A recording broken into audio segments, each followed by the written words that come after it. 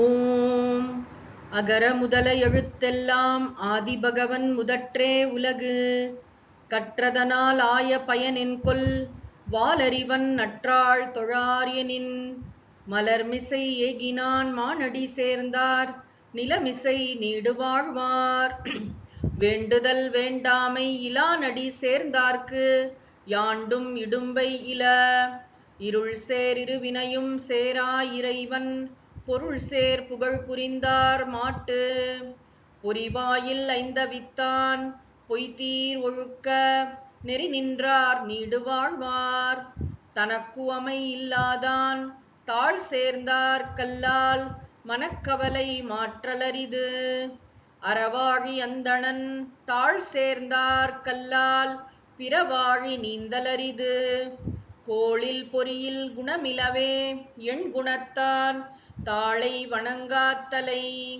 பிறவி பெரும் கடல் நீந்துவர் நீந்தார் இறைவனடி சேராதார்.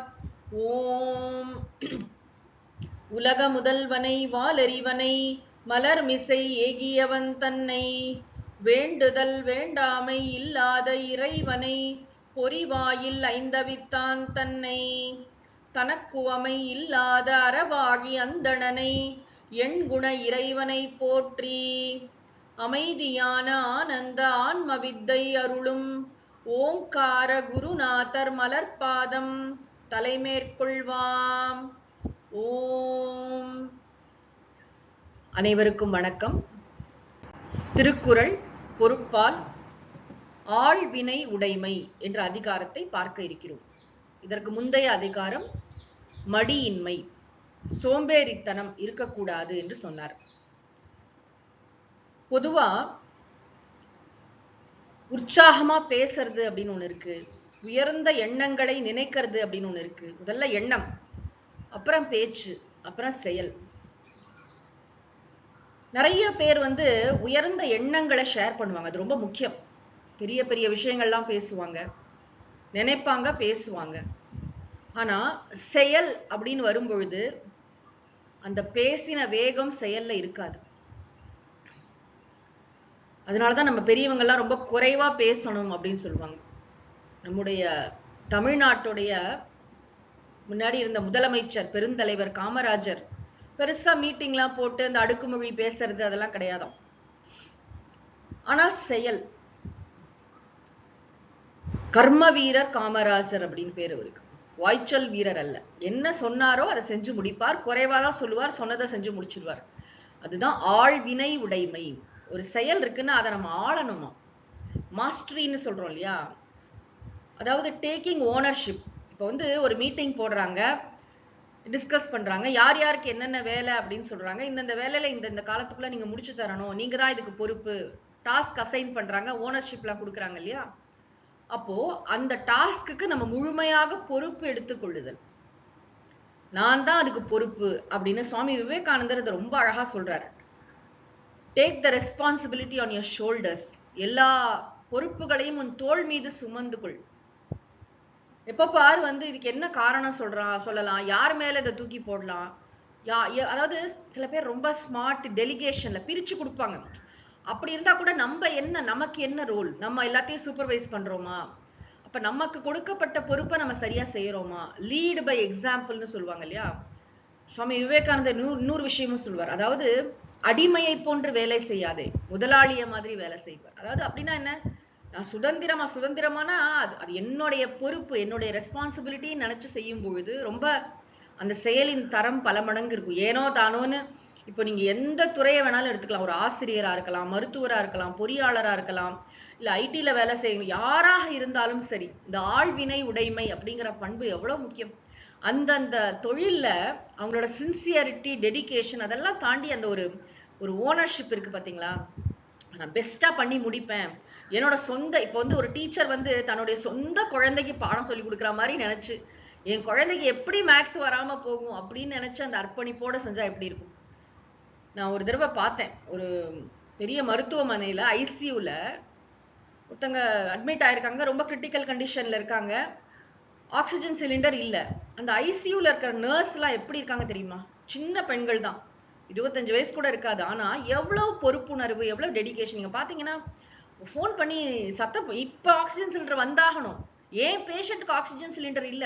அவங்க எல்லாருக்குமே தெரியும் அடுத்த நாள் அங்க இருக்கிற பாதி பேஷண்ட் இருக்க மாட்டாங்க. சில பேர் பிழைப்பாங்க, சில பேர் பிழைக்க மாட்டாங்க. எல்லாம் டெர்மினலி இல் பேஷண்ட்ஸ். ஆனாலும் அந்த அவங்க கேட்டு அதை நடத்துற விதம், ஆக்சிஜன் சிலிண்டர் இல்ல அப்படின்னு ஈஸியா வந்து தட்டி கழிக்கலாம் ஒரு காரணம், அப்படிலாம் சொல்றது இல்ல. பொறுப்பு எடுத்துக்கிறாங்க. அது வந்து என்ன, கோ கெட்டர் அப்படிம்பாங்க இல்லையா? டூனா டன், செஞ்சு முடிச்சிடணும். காரணம் யார் வேணாலும் சொல்லலாம், 1008 காரணம் சொல்லலாம். எதுக்கு எடுத்தாலும் காரணத்துக்கா பஞ்சம் நமக்கு வந்து. ஒரு செயல் ஏன் நடைபெறவில்லை அப்படிங்கிறதுக்கு 100 காரணம் இருக்கலாம். ஆனா நான் அதை செஞ்சு செய்யறது என்னுடைய பொறுப்பு, நான் செஞ்சு முடிப்பேன்னு அதுல ஒரு இது எடுத்துக்கிறோம் பாத்தீங்களா? அதுதான். ஒரு குழந்தை படிக்கிற ஸ்டூடெண்டா இருக்கலாம், யாராக வேண்டுமானாலும் இருக்கலாம். அதுல நான் ஒரு ஓனர்ஷிப் எடுத்தேன்னு வச்சுக்கோங்களேன், அதை நான் ஆள்றேன்னு அர்த்தம். I have mastery over it. அப்ப என்னுடைய செயல்திறம் வேற மாதிரி இருக்கும்.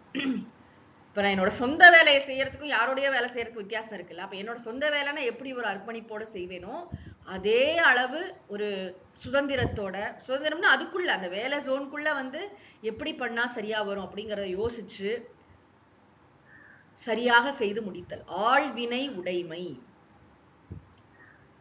அதாவது 2018ல சொன்னாங்க, ஐசிஎஃப்ல வந்து நிறைய ட்ரெயின்ஸ் எல்லாம் இந்தியால நிறைய தயாரிக்கிறது வந்து ஐசிஎஃப், இன்டெகிரல் கோச் ஃபேக்டரி, இங்க சென்னையில தான். அவங்க என்ன பண்ணுவாங்கன்னா ஒரே மாதிரி நிறைய பண்ணுவாங்க. ஒரே மாதிரி ஆயிரக்கணக்கான கோச்சஸ், இந்தியா முழுக்க இருக்கிற கோச்சஸ் எல்லாம் பண்றாங்க. லிம்கா வேர்ல்ட் ஆஃப் ரெக்கார்ட்ஸ் எல்லாம் வாங்குறாங்க. அப்ப வந்து உங்களால வேற என்ன புதுமையா செய்ய முடியும்? அதுக்கு ஒரு என்ஜினியர் வந்து ரெடியா இருக்கார், சுதான்ஷு அவர் பேர் வந்து, ரயில்வே என்ஜினியர். அவங்க என்ன பாசிபிலிட்டியை கண்டுபிடிக்கிறாங்கன்னா, நிச்சயமா வந்து ஒரு புல்லட் ட்ரெயின் மாதிரி ஒரு கெப்பாசிட்டியோட ஒண்ணு பண்ண முடியும்.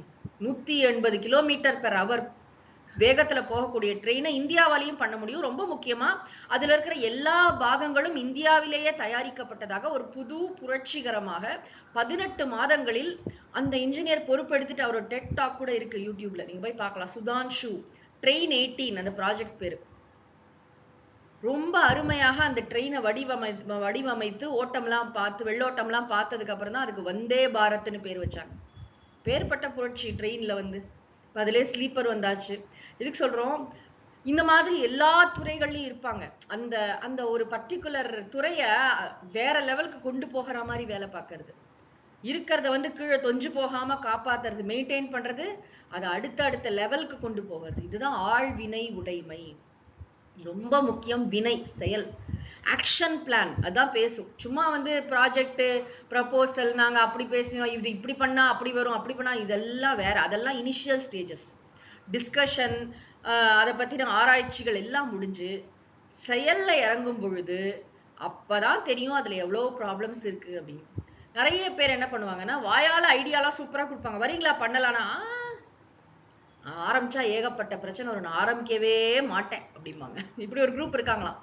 பேசிட்டு பேசுறத பாத்தீங்கன்னா அப்படியே அதை உடைச்சு விடலாம், இதை சாதிச்சிடலாம்வாங்க. ஆனா செயல்ல ஒரு புண்ணாக்கும் இருக்காது. இன்னும் சில பேர் இருக்காங்க, செயல்ல இறங்குவாங்க, ஒரு 6 மாசம் நல்லா போகும், ஆனா பிரச்சனை வந்தோடனே டபக்குன்னு அப்படியே போட்டுட்டு காணாம போயிடுவாங்க. சில பிசினஸ் எல்லாம் நம்ம பாக்குறோம், ரோட்லயே புது ஒரு ஷோரூம் போடுறாங்க, அப்படியே வந்து செலிபிரிட்டி எல்லாம் வந்து திறந்து வைக்கிறாங்க, ஒரே ஆரவாரமா இருக்கு. ஒரு 6 மாசம் கழிச்சு பார்த்தா கடையே காணும். என்ன ஆகும்? ஏன்னா அந்த பிசினஸ் படுத்துடுது, அவங்களுக்கு நடத்த முடியல, ஏதோ பிரச்சனை. ஆனா இன்னும் சில பேர் இருக்காங்க, அவங்க என்ன பண்ணுவாங்கன்னா, ஆரம்பிச்சிட்டாங்கன்னா என்ன ஆனாலும் சரி அதை விட மாட்டாங்க. அதுல எத்தனை வாட்டி விழுந்தாலும் திரும்பி திரும்பி திரும்பி எழுந்து அதை வந்து செஞ்சு முடிப்பாங்க. அந்த செயல் வந்து, அந்த செயலுடைய நோக்கம் என்னவோ அது நிறைவேறும் வரை ஓயாமல் தளராமல் செய்து முடிப்பவர்கள், அவர்கள் தான் ஆழ்வினை உடைமை உடையவர்கள். நமக்கும் அந்த ஆழ்வினை உடைமைங்கிறது இருக்கணும். காரிய சித்தின்னு சொல்றோம் இல்லையா? அது கடவுள்கிட்ட வேண்டிட்டு ஆஞ்சநேயருக்கு மாலை போட்டு காரிய சித்தி, காரிய சித்திக்கு நம்ம உழைக்கணும். காரியத்துல வெற்றி பெறணும்னு இறையருள் எப்பொழுதுமே இருக்கிறது. நம்முடைய முயற்சியில தான் ஏதாவது ஏற்ற தாழ்வு குறைவுகள் எல்லாம் இருக்கும். நம்ம முயற்சியை நல்லா பண்ண இறைவனுடைய அருள் தானாக சுரக்கும். ஆக இந்த ஒரு முகவுரையுடன் நம்ம இப்ப குறட்பாக்களுக்குள்ள நுழையலாம். முதல் குறட்பா, அருமை உடைத்தென்று அசாவாமை வேண்டும், பெருமை முயற்சி தரும். அருமை உடைத்தென்று அசாவாமை வேண்டும், பெருமை முயற்சி தரும். அருமை உடைத்தென்று, ரெண்டு அர்த்தம். ஒண்ணு வந்து வேறுபட்ட ரேர் ஆப்பர்ச்சுனிட்டி எத்தனையோ பேருக்கு கிடைச்சிருக்கலாம், ஆனா இந்த வேலை எனக்கு தான் கிடைச்சது. இந்த ஆபீஸ்ல கூட எத்தனையோ பேருக்கு இந்த ப்ராஜெக்ட் கிடைச்சிருக்கலாம், ஆனா எனக்கு தான் கிடைச்சிருக்கு. அது அருமைனா ரேர். அப்படி ஒரு அதை வந்து புரிஞ்சுக்கணுமா ஃபர்ஸ்ட் வந்து அது எவ்வளவு பெரிய ரேர் ஆப்பர்ச்சுனிட்டி எனக்கு கிடைச்சிருக்கு. அருமை உடைத்து என்று ரொம்ப அரிய செயல், நான் செய்ய போறது வந்து ரொம்ப அரிய செயல், ரொம்ப ரேரஸ்ட் ஆஃப் ரேர் ஆப்பர்ச்சுனிட்டி எனக்கு கிடைச்சிருக்கு என்று அசாவாமை வேண்டும். அப்படின்னா தளர்ந்து போகாமல் சோர்வில்லாமல் முயற்சியில் ஈடுபட வேண்டும். இன்னொரு அர்த்தம் என்ன அருமைனா, அப்படியே பெருசா இருக்கேன்னு மலைச்சு போகக்கூடாது. அருமை உடைத்து, அதாவது ரொம்ப என்னால பண்ண முடியுமா அப்படின்லாம் ஒரு பொழுதும் நம்ம வந்து செல்ஃப் டவுட்டே வரக்கூடாது. உன்னால் எதுவும் செய்ய முடியாது என்று ஒரு பொழுதும் சொல்லாதே அப்படின்னு சுவாமி விவேகானந்தர் திரும்ப திரும்ப சொல்றார். என்னால் எல்லாவற்றையும் சாதிக்க முடியும், நான் சாதிக்க பிறந்தவன். அப்படியே சுவாமி விவேகானந்தருடைய கருத்துக்களை வந்து திருவள்ளுவர் எத்தனையோ 1000 வருடம் முன்னாடி சொல்லிட்டு போயிருக்காரு பாருங்க. அருமை உடைத்து என்று அசாவாமை வேண்டும். இது ஒரு ஸ்டேட்மெண்ட். ரொம்ப அரிய செயல், ரொம்ப பெரிய ரேரஸ்ட் ஆஃப் ரேர் ஆப்பர்ச்சுனிட்டி அப்படின்றத புரிந்து கொண்டு மனம் தளராமல், அசாவாமைனா என்ன, நல்லா வந்து இறங்கி செயல்படணும், களத்துல இறங்கி செயல்பட வேண்டும். ஏன் அப்படின்னா முயற்சி பெருமை தரும். திருப்பி படிக்கணும் அது. முயற்சி தான் பெருமைனா என்ன, வெற்றியை, பெருமையை, பாராட்டை, புகழை பெற்று தரும். பெரிய தன்மை தானே பெருமை. பேச்சு பெருமை தரும் அப்படி சொல்லி நீங்க பெருசா சொற்பொழிவு ஆட்டிட்டீங்கன்னா நடக்காது. எங்க சொற்பொழிவுக்குன்னு தளங்கள் இருக்கு. இப்போ வந்து பட்டிமன்றத்துல பேசி ஒருத்தர் பெரிய ஆள் ஆகலாம், ஆனா நீங்க என்ஜினியரா இருந்துட்டு நீங்க பேசிட்டே இருக்கீங்கன்னு செயல்ல ஒன்னுத்தையும் காணும். சில பேர் வந்து வெறும் வாயால பேசி பேசி அந்த பேச்சு திறமையில வந்து அப்படி பண்ணிடலாம் எப்படி பண்ணலாம், ஒரு 6 மாசம் ஒரு 3 மாசத்துக்குள்ள தெரிஞ்சு போயிடும் அவங்க உண்மையிலேயே செயல் புரியறாங்களா இல்ல வெறும் பேசி பேசி சமாளிக்கிறாங்களா அப்படின்னு. அது நிறைய இடங்கள்ல பாத்தீங்கன்னா அந்த தலைமை பொறுப்புல இருக்கிறவங்களும் கொஞ்சம் பேச்சுக்கு மயங்குறவங்களா இருப்பாங்க. அவங்க 2 வார்த்தை புகழ்ந்து பேசிட்டு அப்படியே புஸ்ஸுன்னு எல்லாமே அவங்க அதாவது நம்பகம் தன்மை இருக்கிற மாதிரி பேசுறது, நடிக்கிறது, இதெல்லாம் பல பேர் பண்றாங்க. எல்லா ஆபீஸ்லயும் நடக்கிற விஷயம் இது. ஆனா எது பெருமை தரும், கன்சிஸ்டண்டா தொடர்ச்சியான நிலையான வெற்றியை எது தரும் தெரியுமா, முயற்சி. முயற்சி பெருமை தரும். இந்த குறள் மறக்கவே கூடாது. செயல் வந்து எவ்வளவு பெரிய ரேர், அது வந்து எல்லாமே ஈவன் மனித பிறவியே நம்ம பெரியவங்க சொல்லுவாங்க அது பெரிய ரேர் ஆப்பர்ச்சுனிட்டிப்பா, இந்த பிறவியை வீணடிச்சிடாது. இந்த பிறவி எதற்காக கொடுக்கப்பட்டிருக்கு தெரியுமா, இந்த மனித பிறவி ஒரு அரிய பிறவி தானே. அரிது அரிது மானிடராய் பிறத்தல் அரிது. இந்த பிறவி வந்து வெறும் பொருள் ஈட்டுவதற்காக மட்டும் கொடுக்கப்படவில்லை, இன்பம் துய்ப்பதற்காக மட்டும் கொடுக்கப்படவில்லை. வெறும் பொருள் பணம் சம்பாதிக்கிறேன் என்ஜாய் பண்ணணும்னு நினைக்கிறேன், பணம் சம்பாதிக்கிறேன் என்ஜாய் பண்ணணும்னு நினைக்கிறேன், இதை தவிர வேற ஒண்ணுமே இல்லையா. நிறைய புண்ணியம் செய்வதற்காக கொடுக்கப்பட்டது. அதையும் தாண்டி பிறவா பெருநிலை மோட்சம் அதெல்லாம் அறத்துப்பால் விஷயமா இருந்தா கூட இந்த அருமை உடைத்தன் இதுலயும் முயற்சி இருக்கு. ஆன்மீக வாழ்க்கையில ஒரு சாதகன் என்ன பண்றான், அரிய வாய்ப்பு, இப்பிறவி தப்பினால் எப்பிறவி வருமோ அப்படின்னு பயப்படுறான். ஏது வருமோ அருகிலேன் அப்படின்னு இந்த பிறவியை நன்றாக நான் பயன்படுத்தி கொள்ள வேண்டும், இறைவனை பற்றி அறிய வேண்டும், இறைவன் மீது அன்பு செலுத்த வேண்டும், ஞானத்தை பெற வேண்டும், மோட்சத்தை உணர வேண்டும், பிறவா பெருநிலையை நான் இந்த பிறவியிலேயே உணர வேண்டும்னு அதுக்காக முயற்சி பண்றான் இல்லையா. அதுதான் அசாவாமை வேண்டும். அந்த முயற்சி பெருமை தரும். அது அவனுக்கு நிச்சயமாக மோட்சத்தை கொடுத்தே தீரும். அது எந்த துறையாக இருந்தாலும் சரி, உலகியலா இருக்கலாம், ஆன்மீகமா இருக்கலாம், எங்க போனாலும் சோம்பேறித்தனத்துக்கு மாத்திரம் இடம் கிடையாது. முயற்சி தான் பேசும். தொடர்ச்சியான சரியான திசையில நம்ம செய்யக்கூடிய முயற்சி ஒரு நாளைக்கும் நமக்கு வந்து தோல்வியை தராது. எத்தனை வாட்டி தோற்று போனாலும் இந்த முயற்சி வந்து மேல மேல ஒவ்வொன்றும் லெசன் தானே நமக்கு வாழ்க்கையில. இன்னும் சிறப்பாக நம்மால் மிளிர முடியும், செயல்பட முடியும். அடுத்த குறள். வினைக்கண் வினைக்கடல் ஓம்பல் வினை குறை தீர்ந்தாரின் தீர்ந்தன்று உலகு. வினைக்கண் வினைக்கடல் ஓம்பல் வினை குறை தீர்ந்தாரின் தீர்ந்தன்று உலகு. உலகு திருக்குறள்ல எங்கெல்லாம் உலகுங்கிற வார்த்தை வருதோ அங்கெல்லாம் மேன்மக்கள், பெரியோர், சான்றோர் அப்படின்னு நம்ம பொருள் பார்த்து வரும். உலகுனா உலகத்துல இருக்க எல்லாரும் மக்களும் அப்படின்னு சொல்றதும் இல்ல, பெரியவர்கள். அவங்க வந்து வினை குறை தீர்ந்தாரின் தீர்ந்தன்று. வினை குறை அப்படின்னா என்ன, நீங்க பண்ணக்கூடிய செயல்ல ஏதாவது குறை வரலாம், அது பிரச்சனை இல்லை. ஆனா வினை குறை தீர்ந்தார் அப்படின்னா என்ன, செயல்ல ஏதாவது பிரச்சனை வரும்போது இவன் போட்டுட்டு போயிடுவான். நல்லா நடக்கும்போது ஒன்றும் பிரச்சனை இருக்காது. ஒரு ப்ராப்ளம், ஒரு வினை குறைனா என்ன, அந்த செயல்ல ஏதாவது ஒன்று தப்பு நடக்கும் பொழுது, இப்ப சில ஆக்சிடென்ட்லாம் ஆச்சுன்னா உடனே டிரைவர் ஓடி போயிடுவார். அந்த மாதிரி எல்லா இடத்துலயும் நீங்க பார்க்கலாம். ஒரு ப்ராப்ளம் அப்படின்னா அதை எப்படி ஃபேஸ் பண்ணணும்னு தெரியாது, அப்படியே பாதியில போட்டுட்டு போயிடுறது. சமையலே பண்ணிட்டு இருக்கோம், 100 பேருக்கு சமைச்சிட்டு இருக்கோம், திடீர்னு உப்பு ஜாஸ்தியா போச்சுன்னா அவ்வளவுதான், என்ன பண்றதுன்னு தெரியாது, பாதியில அதுக்கப்புறம் நான் இனிமே சமையல் தொழிலுக்கே வரமாட்டேன். அப்படி இல்லை. அந்த மாதிரி யாரெல்லாம் இன்கன்சிஸ்டன்டா இருக்காங்களோ, வினை குறை தீர்ந்தாரின் தீர்ந்தன்று அப்படின்னா, சான்றோர்கள் என்ன நினைப்பாங்களாம், இந்த மாதிரி பாதியில பாதியில போட்டுட்டு போறான் இல்லையா, ஆரம்ப சூரி. ஆரம்பத்துல பாத்தீங்கன்னா சோடா பாட்டில் எந்தூசியாசம் மாதிரி ரொம்ப ஆர்வத்தோட தான் இறங்குவான். ஆனா பாதியில போட்டுட்டு போறான், ஆள் அட்ரஸே கிடைக்காது. அப்புறம் பாத்தீங்கன்னா ஒரே ஒரு தோல்வி வந்ததுன்னா அவ்வளவுதான் காலி. அப்புறம் அவன் வந்து பயந்துருவான். இந்த தெனாலிராமனோட பூனை கதை மாதிரி அந்த தோல்வியிலிருந்து பாடம் கற்றுக்கொள்ளும் மனம் இல்லை, விடாம இதை செய்யணுங்கிற உற்சாகம் வந்து யாருமே படுத்த முடியாதுங்க. இந்த உலகத்துல மற்றவங்க எல்லாம் என்ன வந்து மோட்டிவேட் பண்ணணும் அப்படின்னு நினைக்கிறதே தவறு. நாம தான் நம்மள செல்ஃப் மோட்டிவேட் பண்ணிக்கணும், வேற யாரும் நம்மள மோட்டிவேட் பண்ண முடியாது. ஓரளவுதான் ஃப்ரெண்ட்ஸ், நம்ம மென்டர், பெரியவங்க, அம்மா அப்பா, டீச்சர்ஸ் எல்லாம் ஓரளவு சொல்லாமே தர நமக்கு மனசுல இருக்கணும், இதை நான் செய்யணும், எனக்கு கடவுள் எல்லாம் கொடுத்துருக்காருன்னு தன்னம்பிக்கையோட நம்ம செயல்ல இறங்காத வரைக்கும் நமக்கு அந்த கன்விக்ஷன் இருக்கணும், நமக்கு அந்த டிட்டர்மினேஷன், உறுதி இருக்கணும். நான் செஞ்சு முடிப்பேன், என்ன ஆனாலும் சரி இதுல இறங்கியிருக்கேன், நான் அதை முடிக்காம போக மாட்டேன் அப்படின்னு இறங்கணும். அப்படி யாரெல்லாம் பாதியில ஓடி போறாங்களோ, வினைக்குறை தீர்ந்தாரின் தீர்ந்தன்று அப்படின்னா அவங்கள வந்து பெரியவங்க வந்து சேர்த்துக்க மாட்டாங்களா. சேர்த்துக்க மாட்டாங்கன்னா என்ன, அவங்கள நம்பி இன்னொரு வேலையில இறங்க மாட்டாங்க. ஏன்னா வந்து தெரியும், அவனோட நேச்சர் தெரியும், அவன் பாதியில போட்டுட்டு போயிட்டான்னா. கிரெடிபிலிட்டின்னு ஒரு விஷயம் இருக்கு, நம்பகத்தன்மை. ஒருத்தட்ட கொடுத்தா அவர் சரியோ தப்போ பண்ணுவாரு, அதாவது ரொம்ப பெர்ஃபெக்டா பண்ணாட்டியும் ஓரளவு பண்ணி முடிச்சிருவாரு, தொடர்ச்சியா நம்ம கூட இருப்பாரு அப்படிங்கிற நம்பகத்தன்மை தான் ரொம்ப முக்கியமே தவிர நீங்க செயலை பெர்ஃபெக்டா பண்றதுங்கிறது 2ஆம் பட்சம் தான். ஆனா சில பேர் பாதியில போட்டுட்டு போயிட்டாங்க. நிறைய பேர் பாத்தீங்கன்னா பிசினஸ்க்காக கடன் எல்லாம் வாங்கிட்டு பிசினஸ் ஒடிச்சு போனேன்னு அப்படியே தலைமறைவாயிடுவாங்க. உங்களை நம்பி கடன் கொடுத்த பேங்கோ இல்ல தனி மனிதரோ எவ்வளவு கஷ்டப்படுவாங்க தெரியுமா. சில தனி மனிதர்கள் கூட கடன் கொடுத்துருப்பாங்க. அப்ப அவங்களுக்கு என்ன, அப்புறம் ஏதாவது ஒண்ணு பண்ணி அதை சரி பண்ணிடுவேன், சரி பண்ணறதுக்கு இறங்குவேன் அப்படின்னு இல்லாம அப்படியே வந்து கரெக்டான இது போட்டுடுறது. அதனால திருவள்ளுவர் இங்க என்ன சொல்றாருன்னா, வினைக்கண் வினைக்கடல் ஓம்பல் அப்படின்னா, வினைக்கண்ண செயலில் வினைக்கடல் ஓம்பல் அப்படின்னா அதை பாதியில விட்டுட்டு போகாம இருக்கிறத நம்ம கடைபிடிக்கணுமா. எப்பயுமே அதை ஒண்ணு எடுத்தோம்னா எடுத்த காரியத்தை முடியற வரைக்கும் செஞ்சு முடிக்கணும். அதுதான் ஆள் வினை உடைமை. அந்த செயலுக்கு நான் பொறுப்புனா, எனக்கு கடவுள் வந்து ஒரே ஒரு ரீசன் தான், உடம்புல இருந்து உயிர் பிரிஞ்சிருச்சு, அது வரைக்கும் நான் முயற்சியை விடக்கூடாது, என்ன ஆனாலும் சரி. அதாவது பாதியில பாதியில விட்டுட்டு போறதுனால நமக்கே நம்ம மேல நம்பிக்கை குறைஞ்சு போயிடும், நமக்கு எதுவுமே லாயக்கு இல்லைன்னு நம்ம நம்ப ஆரம்பிச்சிடுவோம். அப்படி இல்லை. சில சமயம் நமக்கு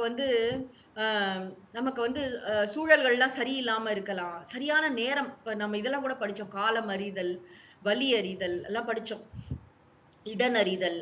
நம்மளுடைய திறமைகளுக்கு சரியான இடம் கூட அமையாம இருக்கலாம். ஆனா இந்த முயற்சியை விடவே கூடாது ஒரு நாளைக்கும். அதனாலதான் ஒரு நாளும் தளர்வரியா மனம் தரும் அபிராமி கடைக்கண்களேன்னு பாடுறாரு இல்லையா. தளர்ச்சிக்கு இடம் கொடுக்க கூடாது, இந்த பாதியில போட்டுட்டு போகணும் அப்படிங்கிற எண்ணம் வரக்கூடாது.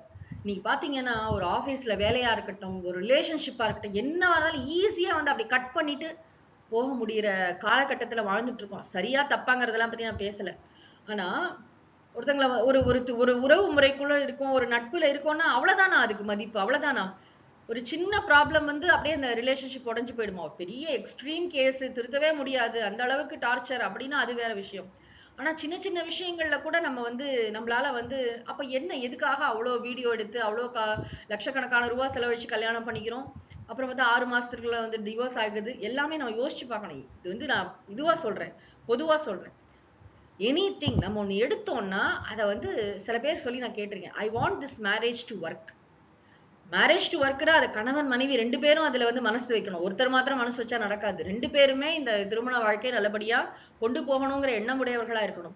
ஆனா தனிப்பட்ட முறையில நம்ம ஆபீஸ்ல வேலை பார்க்கிறோம், நமக்குன்னு ஒரு வேலை கொடுக்குறோம், என்ன ஆனாலும் சரி நான் அதுல வந்து முழுமையாக என்னை அர்ப்பணித்து, அது எவ்வளவு இடைஞ்சல் வந்தாலும் சரி ஒரு கை பார்த்து, அங்கதான் இருக்கு சேலஞ்ச். நமக்கு சவால்களை சவால்களாக பார்க்க கற்றுக்கொள்ள வேண்டும். இப்ப பாரு பிரச்சனை, அதாவது நம்மளுடைய லாங்குவேஜே கொஞ்சம் மாத்தணும்னு சொல்றாங்க. பிரச்சனைன்னு சொல்லாதீங்க, எப்ப பாரு ப்ராப்ளம்னுங்க, சவால்கள்னு சொல்லுங்க, சேலஞ்சஸ்.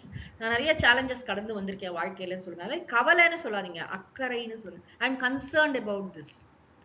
கவலைனா அப்படியே நம்ம மூழ்கி போயிடுவோம், நம்ம திங்க் பண்ண முடியாது. ஆனா கன்சர்ன்னா என்ன சொல்யூஷன், அதை நோக்கி ப்ராப்ளமே பேசிட்டு இருக்க மாட்டோம். அக்கறை இருந்ததுன்னா சொல்யூஷனை நோக்கி நகருவோம். சரி இது என்ன பண்ணணும், சில சமயம் ஆற போட்டு திரும்ப எங்க ஸ்டார்ட் பண்ணணும், எப்பொழுதுமே வாழ்க்கையில வந்து யாரு நம்ம மேல நம்பிக்கை இழந்தாலும் மீது நாம் நம்பிக்கை இழக்க கூடாது. என்ன ஆனாலும் சரி நான் செஞ்சு காட்டுவேன், நான் முடிப்பேன், நான் சொல்ல காப்பாத்துவேன். அதான் வினைக்கண் வினைக்கடல் ஓம்பல். ஒரு செயல் கொடுத்துட்டாங்களா அதை முடிக்கிற வரைக்கும் நான் செஞ்சு முடிப்பேன். அது என்னுடைய ப்ராமிஸ்.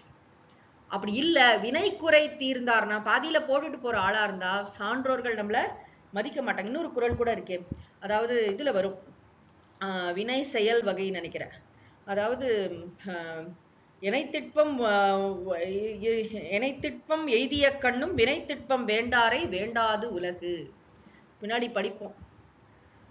அதாவது எவ்வளவு பெரிய உறுதி படைத்த ஆளாக இருந்தாலும் செயல்ல உறுதி இல்லைன்னு வச்சுக்கோங்களேன், சொன்னபடி செய்யலைன்னா அவரை வந்து உலகு, இதே கருத்தை தான் அங்கேயும் சொல்றாரு, உலகு வேண்டாது, வினைத்திட்பம் வேண்டாரை வேண்டாது உலகு. இந்த பாதியில போட்டுட்டு போறவங்க ஒரு லைஃப்ல ஒரு ட்ராக் ரெக்கார்டே பார்த்தோம்னு வச்சுக்கோங்களேன், 1.5 வருஷம் ஒரு கம்பெனில, அப்புறம் என்னாச்சு, அப்புறம் பாத்தீங்கன்னா அந்த வேலை பிடிக்கல, அப்புறம் இன்னொரு கம்பெனில, வேற கம்பெனில வேலை பார்க்கறது தவறு இல்லை, எதனால அதை விட்டு வெளியில வந்தோம், இன்னும் பெட்டர் ஆப்பர்ச்சுனிட்டிக்கா வந்தோம். அப்புறம் பாத்தீங்கன்னா அதெல்லாம் கூட பரவாயில்ல, நீங்க கன்சிஸ்டன்டா முயற்சி பண்ணிருக்கீங்க, திடீர்னு பாத்தீங்கன்னா 5 வருஷம் பிளாங்க், எதுவுமே பண்ணாம இருக்கும்.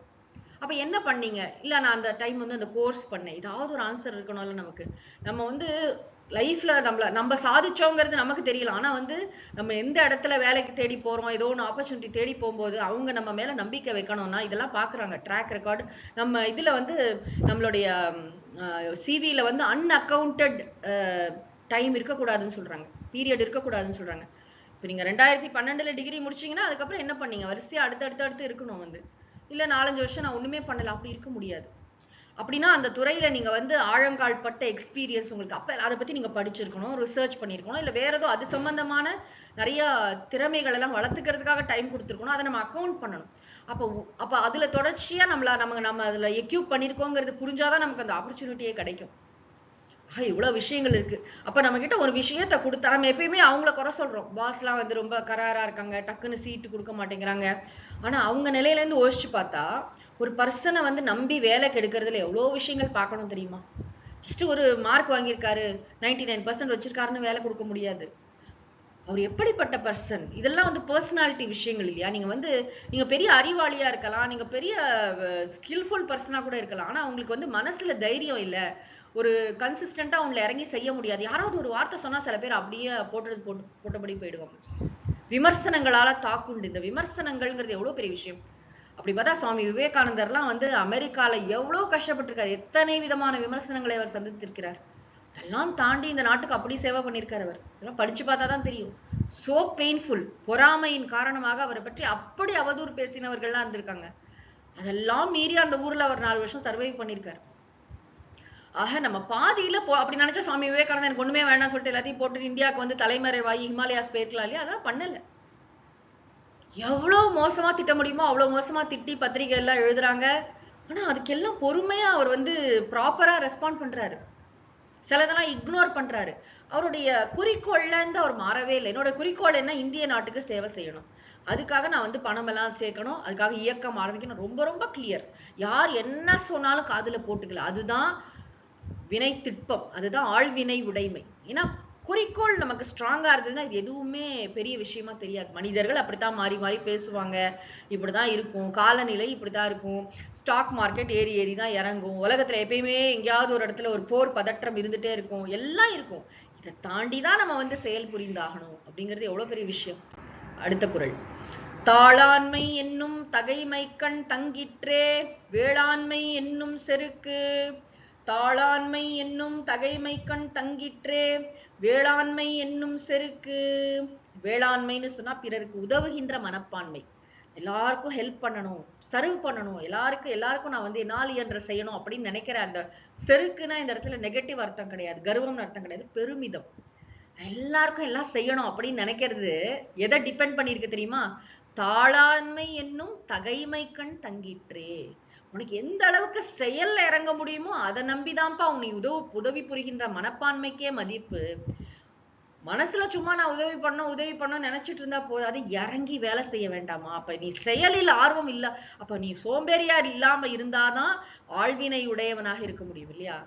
அப்ப நீ செயல் புரியறதுக்கு நீ ரெடியா இருக்கணும், பாடுபட நீ ரெடியா இருக்கணும். சுவாமி விவேகானந்தர் கூப்பிடுறாரு, இரும்பை போன்ற தசைகளும் எக்கை போன்ற நரம்புகளும் கொண்ட 100 இளைஞர்கள் எனக்கு தேவைன்னா வந்து நிக்கிறாங்களே எல்லாரும். அப்ப ஈஸியாவா இருக்க போகுது வாழ்க்கை. எவ்வளோ கஷ்டப்பட்டிருக்காங்க. சுவாமி விவேகானந்தருடைய அழைப்பை ஏற்று இந்தியா முழுவதும் எத்தனையோ இடங்கள்ல சேவை செய்த துறவிகளாகட்டும், தன்னார்வ தொண்டர்களாகட்டும் எத்தனையோ கஷ்டங்களை சந்திச்சிருக்காங்க. ஆனா அவங்களுக்கு என்னன்னா தாளாண்மை என்னும் தகைமை, முயற்சி செய்யணும், விடக்கூடாது, தளராமல் முயற்சி செய்ய வேண்டும் அப்படிங்கிற அந்த அந்த உறுதி இருக்கிறதுனாலதான் அவர்களால மற்றவர்களுக்கு உதவி செய்ய முடிகிறது, சேவை செய்ய முடிகிறது. ரொம்ப ரொம்ப அருமையான ஒரு நுணுக்கமான விஷயத்த திருவள்ளுவர் இந்த இடத்துல பதிவு பண்றார். அதாவது ஒண்ணும் இல்ல, நம்ம வீட்டுக்கு எல்லாரும் வாங்க, ஒரு இல்லத்தரசியே சொல்றாங்க, எல்லாரும் வாங்க, எல்லாருக்கும் என் கையால சமைச்சு போடணும்னு எனக்கு ஆசையா இருக்கு, எல்லாரும் நம்ம வீட்டுல வந்து தங்குங்க அப்படின்னு எங்கேயோ பேசிட்டு வந்துடலாம். ஆனா நிஜமாவே அவங்க வந்துட்டாங்கன்னா நம்ம சமைச்சு போட ரெடியா இருக்கணும் இல்லையா? அப்ப முயற்சி செஞ்சாதானே, சும்மா வாயால பேசுறது இல்ல, நம்மளோட பேச்சுக்கு பின்னாடி செயல் இருக்கு. நம்ம வந்து உடம்ப வந்து அசைக்க ரெடியா இருக்கணும், நிறைய கஷ்டப்பட ரெடியா இருக்கணும்.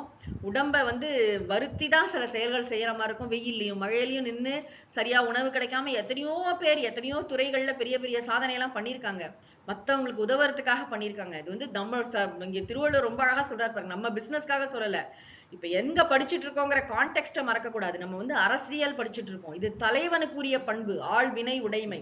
தலைவனுடைய வேலை என்னன்னா மக்களுக்கு சேவை செய்வது. என்ன சொல்றாங்க, அரசியலுக்கு எதுக்கு வராங்க, பணம் சம்பாதிக்க வராங்களா?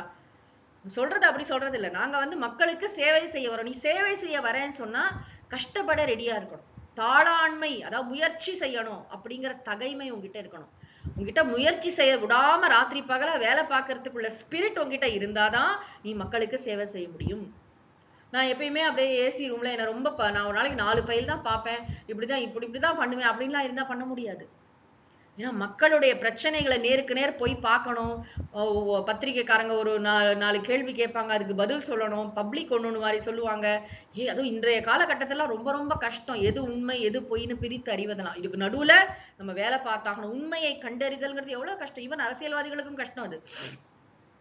ஒண்ணு உண்மையாக சொல்லப்பட்ட குற்றச்சாட்டா இல்ல அபாண்டமாக திரித்து கூறப்பட்டதா, எவ்வளவு புலனாய வேண்டி இருக்கு வந்து. ஏன்னா எல்லாருமே இப்ப ஜட்ஜ் மாதிரி பேச ஆரம்பிச்சிடுறாங்க. எல்லா சமூக வலைத்தளங்கள்ல எல்லாருமே வந்து அவங்களே ஜட்ஜ் மாதிரி பேசுறாங்க எல்லாம். ரொம்ப கஷ்டம். அப்ப இங்க என்ன திருவள்ளுவர் சொல்கின்ற கருத்து என்னன்னா, பிறருக்கு உதவி செய்ய வேண்டும் என்ற பெருமிதம் எதை சார்ந்திருக்கிறது? நன்றாக செயலில் ஈடுபட வேண்டும், தளராமல் முயற்சி செய்ய வேண்டும் என்ற அந்த பண்பில் தங்கி இருக்கிறது. தாளாண்மை என்னும் தகைமைக்கண் தங்கிற்றே. அடுத்த குறள். தாளாண்மை இல்லாதான் வேளாண்மை பேடிகை வாழ் ஆண்மை போல கெடும். தாளாண்மை இல்லாதான் வேளாண்மை பேடிகை வாழாண்மை போல கெடும். பேடி அப்படின்னு சொன்னா உடல்ல ஆற்றல் இல்லாத ஒருவர். அவங்க கைவாள் ஆண்மைனா அவங்க கையே தூக்க முடியல, அதுல வாழை வச்சு சண்டை போடணும்னா எப்படி பண்ண முடியும்? அதாவது அங்க ஒண்ணும் நடக்காது, அவங்களால பெருசா சண்டை போட முடியாது. அது எக்ஸாம்பிள், எடுத்துக்காட்டு. அது போல எதுக்கு எக்ஸாம்பிள்னா, தாளாண்மை இல்லாதான் வேளாண்மை, செயல்ல ஈடுபாடு இல்லாதவனுடைய உதவி செய்கின்ற மனப்பான்மை. அப்படிதான் இருக்கும். மனசெல்லாம் இருக்கு, பணம் இருக்கு, மனசு இருக்கு, செய்யணும்னு நினைக்கிறான், ஆனா செய்யறதுக்கு அவனால இறங்கி செய்ய முடியாது. சரி, ஆளை போட்டாவது செய்யலாம், அதுக்கும் அவன் பிளான் பண்ணணும்ல. எல்லாத்துலயும் பாத்தீங்கன்னா முயற்சி முயற்சி முயற்சிங்கிறது எல்லா லெவல்லையும் இருக்கு. அவனுக்கு வந்து அவன் கொஞ்சம் கூட வந்து இப்ப எல்லாம் குழந்தைங்க என்ன நினைக்கிறாங்கன்னா, கஷ்டமே படக்கூடாது. சுவாமிஜி எப்பயும் சொல்றாரு, எனக்கு வேணுங்கிற சலுகையெல்லாம் கரெக்டா வந்துடணும், அம்மா அப்பா எனக்கு எல்லாம் வாங்கி கொடுத்துடணும், இதெல்லாம் கரெக்டா. ஆனா வந்து நான் படிப்பேனா படிக்க மாட்டேனுங்கிறது எனக்கு எனக்கு கம்மி வேலை கொடுக்கணும், ஆனா நான் வாழ்க்கையில நிறைய என்ஜாய் பண்ணணும். வேலை குறைவாகவும் என்ஜாய் பண்றது நிறையாவும் இருக்கணுங்கிறது ரொம்ப காமனா, ரொம்ப சாதாரணமா நார்மலைஸ் செய்யப்பட்ட ஒரு விஷயம் ஆகிவிட்டது. அப்படி இல்லை, நான் நிறைய செயல் புரியணும், அந்த செயலே எனக்கு இன்பம், அதுக்கப்புறம் கொஞ்சம் என்டர்டெயின்மெண்ட் லைஃப்ல இருக்கலாம். அப்படிதான் நம்ம பெரியவங்க எல்லாம் வாழ்ந்தாங்க. கடமை முன்னணியிலும் களியாட்டம் பின்னணியிலும் இருக்க வேண்டும் பார் சுவாமி சித்பவானந்தர். ஆனா இன்னைக்கு என்னன்னா, நிறைய என்ஜாய் பண்ணணும், ஏதோ கொஞ்சம் வேலை பார்க்கணும், உருப்பிடுமா எங்கேயாவது? ஆக தாளாண்மை இல்லாதான் வேளாண்மை. அதனால ஒன்றும் அவனுடைய உதவும் மனப்பான்மைக்கு வந்து பெரிய ஒரு இது கிடையாது, அதனால பெரிய பயன் ஏற்படாது. உதவி நினைச்சிட்டே இருந்தேங்க. ஈவன் சரி, பெரிய பெரிய ஆள்லாம் கூட சொல்லுவாங்க, பணம்லாம் இருக்கும், நான் அந்த ஊர்ல ஒரு காலேஜ் கட்டணும்னு நினைச்சிட்டே இருந்தேன், என்னமோ டைம் வரல, ஃபோக்கஸ் இருக்காது, பண்ண முடியாது. ஏன் அப்படின்னா இன்ட்ரெஸ்ட் இருக்காது. ஏன்னா மெனக்கடணும் பாத்தீங்களா, சரியான வார்த்தை வந்து மெனக்கெடுறது. அதுக்காக நீங்க டைம் கொடுக்கணும், அதுக்காக நீங்க மீட்டிங் போடணும், அதுக்காக ஆளை போடணும். யாரு செய்வா அதெல்லாம்? சும்மா வாயால சொல்லலாம். வாயால சொல்லிட்டு போறது ரொம்ப ஈஸி. மீட்டிங்ல பேசலாம், கைத்தட்டல் வாங்கலாம். ஆனா செயல்ல இறங்கி செஞ்சு பார்த்தாதானே தெரியும் எவ்வளவு கஷ்டம்னு. ஆக இங்க திருவள்ளுவர் என்ன ஓமை கொடுத்திருக்கார்? உடல்ல சக்தி இல்லாதவன் கையில வாழை கொண்டு சண்டை போட்டா எப்படி ஒரு பிரயோஜனம் இருக்காதோ அப்படி இந்த மனசுல வந்து செயல் புரிய வேண்டும் என்ற ஆர்வம் இல்லாத, செயலை ஆளும் தன்மை இல்லாத ஒரு மனிதன், அவனுடைய உதவும் மனப்பான்மையும் அப்படிதான் இருக்கும். அதனால பெரிய பயன் ஒன்றும் விளையாதுன்னு சொல்றார். அடுத்த குறள். இன்பம் விழையான் வினை விழைவான் தன் கேளிர் துன்பம் துடை தூன்றும் தூண். இன்பம் விழையான் வினை விழைவான் தன் கேளிர் துன்பம் துடை தூன்றும் தூண். ரிலையபிலிட்டி இங்க சொல்றாரு பாருங்க. இன்பம் விழையான், ஒரு பர்சன் இருக்கார், லீடர் யாருன்னா, யார் லீடர்ங்கிறதுக்கு சரியான குறள் இது. இன்பம் விழையான், இப்ப பாரு தனக்கு என்ன என்ஜாய்மெண்ட் கிடைக்கும், தனக்கு தன்னுடைய கம்ஃபர்ட்ஸ் எல்லாம் எப்படி இருக்கு, தான் சாப்பிடுற சாப்பாடு, தான் தங்குற இடம், செல்ஃப் சென்டர்டா திங்க் பண்ண மாட்டானா லீடர். எப்பயுமே தன்னுடைய சாப்பாடு, தன்னுடைய பர்சனல் விஷயங்களையே ரொம்ப நினைச்சிட்டு இருக்க மாட்டான். வினை விழைவான், செயல்ல ஆர்வமா ஈடுபடுவான். அவனுடைய போக்கஸ் முழுக்க முழுக்க காரியத்துலதான் இருக்குமே தவிர, செயல்ல தான் இருக்குமே தவிர, அவன் வந்து ஒரு கம்ஃபர்ட் லவர் கிடையாது. எப்ப பாரு வந்து லைஃப்ல என்ஜாய்மெண்ட் மோடுல இல்லாம ஆக்ஷன் மோடுல இருக்கான். அதான் இன்பம் விழையான் வினை விழைவான். அவன் எப்படிப்பட்டவன் தெரியுமா? தன் கேளிர்னா தன்னை சார்ந்தவர்களுடைய துன்பம் துடைத்து, அவங்க எல்லாம் நம்மள சார்ந்தவங்க, நம்ம மக்கள் எல்லாம் கஷ்டப்படுறாங்க இல்லையா, அந்த மக்களுடைய துன்பச் சுமையை துடைத்து நீக்கி ஊன்றும் தூண். அவங்க எல்லாம் அப்படி அவங்கள தாங்கி பிடிக்கிற ஒரு தூண் மாதிரி இருக்கானா. அவன் அவ்வளவு ரிலேபிளா இருக்கான். ஒருத்தர் இருந்தானா அப்பாடா நமக்கு விடிவு காலம், அந்த ஒரு லீடரை நம்பி நம்ம வந்து நிம்மதியா வாழலாம் அப்படின்னு மக்கள் பெருமூச்சு விடுற மாதிரி இருப்பானா. எவ்வளவு வந்து அவன் எவ்வளவு நம்பகத்தன்மை உடையவனா இருக்கா பாத்தீங்களா. உறுதி, பில்லர் ஆஃப் ஸ்ட்ரென்த்னு சொல்றான் பாத்தீங்களா. எங்க இன்ஸ்டிடியூஷனுக்கே அவர் தான் பில்லர் ஆஃப் ஸ்ட்ரென்த். அவர் ஒருத்தர் இருந்தாருங்க, குடும்பங்கள்ல கூட அவர் ஒருத்தர் இருந்தாருங்க, அந்த பெரியப்பா ஒருத்தர் இருந்தாருங்க, குடும்பங்கள்லயும் சொல்றது உண்டு. அதே மாதிரி அலுவலகங்கள்ல எல்லா இடத்துலயும் ஒரு பர்சன் அவர்கிட்ட இருக்கிறதா லீடர்ஷிப் குவாலிட்டி. இதெல்லாம் நம்ம குழந்தைங்களுக்கு சொல்லி தர வேண்டாமா? அந்த லீடர் எப்படி இருப்பாருன்னா, எப்ப பாரு தன்னோட இதையே யோசிச்சுட்டு இருக்க மாட்டாரு. குடும்பத்துக்கு எது நல்லது, சமூகத்துக்கு எது நல்லது, நிறுவனத்துக்கு எது நல்லது, நாட்டுக்கு எது நல்லது அப்படின்னு எல்லா நேரமும் 24/7 யோசிக்கிறவன், நடைமுறைப்படுத்துறவன், நிறைய விஷயங்களை வந்து செய்து காட்டுபவன் தான் தலைவனை தவிர, எப்ப பாரு எனக்கு என்ன கிடைச்சது, என்ன யாரெல்லாம் திட்டினாங்க, இல்லாட்டி வந்து என்னுடைய பர்சனல் இது அதையே பார்த்துட்டு இருக்கவன் தலைவன் அல்ல. இன்பம் விழையான் எப்படி சொல்றாரு பாருங்க.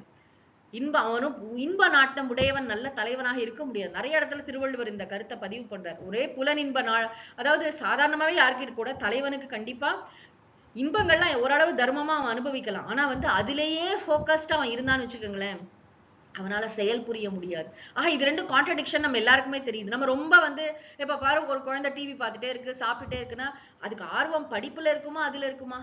வினை விழைவான்னா படிப்புல ரொம்ப ஆர்வம் இருக்குன்னா அம்மா ஹெல்த்தமா கொடுக்குறாங்க, சாப்பிடுறது ஹெல்த்தியா தான் கொடுக்குறாங்க, அதை ரசிச்சு சாப்பிடலாமே தவிர எப்ப பாரு அடுத்த வேலை என்ன சாப்பிடுறது, அடுத்த வேலை என்ன ட்ரெஸ் போடுறது, அடுத்த வேலை எங்க சுத்துறது, இப்படி யோசிச்சுட்டே இருக்கிற ஸ்டூடெண்ட் எப்படி மார்க் வாங்க முடியும்? ஆக இந்த கருத்துக்கள்லாம் நம்ம ஆழமாக சிந்திப்பதற்குரியவை. தொடர்ந்து நாம் சிந்திப்போம். ஓதற்கு எளிதாய் உணர்தற்கு அரிதாகி வேதப் பொருளாய் மிக விளங்கி தீதற்றோர் உள்ளுதொரும் உள்ளம் உருக்குமே வள்ளுவர் வாய்மொழி மாண்பு மூர்த்தியெல்லாம் வாழி எங்கள் மோன குருவாழி அருள் வார்த்தை என்றும் வாழி அன்பர் வாழி பராபரமே. ஓம் சாந்தி சாந்தி சாந்தி. ஹரி ஓம் தத்சத். திருவள்ளுவர் திருமலரடிகள் போற்றி போற்றி. சத்குருநாத மகாராஜ் கி ஜெய்.